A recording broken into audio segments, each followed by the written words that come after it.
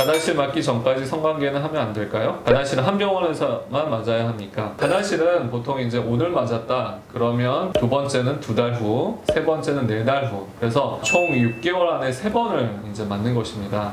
그리고 이론적으로는 가다실을 맞다가 임신을 해도 큰 상관은 없습니다. 하지만 임신이 되면 그 다음 회차, 예를 들어 2차나 3차는 아기를 낳고 나서 맞으면 됩니다. 그러니까 가다실을 맞았다고 해서 성관계를 하지 말아야 하는 것은 아니고, 그리고 이제 자궁 경부암이라는 거는 굉장히 이제 서서히 자라는 암이기 때문에 우리가 가다실에 대한 면역력이 생기기 전에 성관계를 했다고 해서 그게 그렇게 급하게 빨리빨리 자라는 그런 질환은 아니라고 생각하시면 될 것 같습니다. 가다실은 다국적 제약회사에서 만드는 자궁 경부 백신 중에 한 종류인데, 이거는 전 세계 어디서든 약은 동일합니다.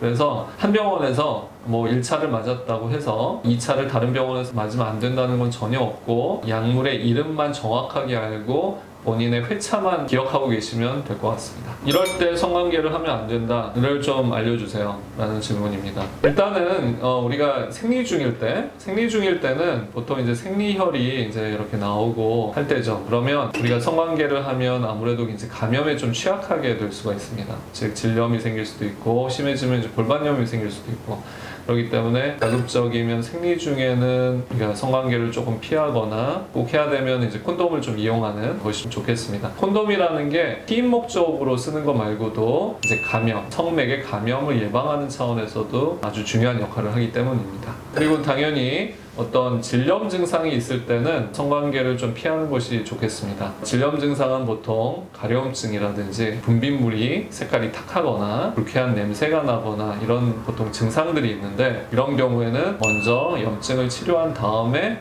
성관계를 하는 것이 좋겠습니다. 피임을 했는데 임신이 되는 경우는 왜 그런 걸까요? 그거는 이제 피임이 이제 실패를 한 거죠. 한마디로. 피임 방법은 이제 다양하게 있죠. 콘돔, 뭐 경구 피임약, 자궁 내 피임 장치, 질외 사정, 뭐 등등 여러 가지 방법들이 있습니다. 근데 각각은 다 100%의 피임률은 아닙니다. 보통 이제 질외 사정이라든지 콘돔은 우리가 실패할 수가 있고요. 그리고 이제 경구 피임약도 사실 한 1~2% 정도에서는 피임에 실패를 할 수가 있습니다. 그리고 경구 피임약을 일정 간격으로 매일 만약 복용을 안 했다라고 하면 또 피임에 실패를 할 수가 있죠. 그래서 피임을 했는데도 임신이 되었다라는 거는 결국은 피임에 실패했다라고 보시면 될 것 같고, 그 확률은 보통 1%에서 뭐 한 3에서 5% 그 사이가 될 수가 있습니다. 성관계를 했고, 근데 이제 본인이 이제 생리할 때가 이제 돌아왔는데도 만약 생리를 하지 않는다라는 느낌이 들 때는 반드시 뭐 임신 반응 검사를 한다든지 병원에 와서 확인을 해보는 것이 중요하겠습니다.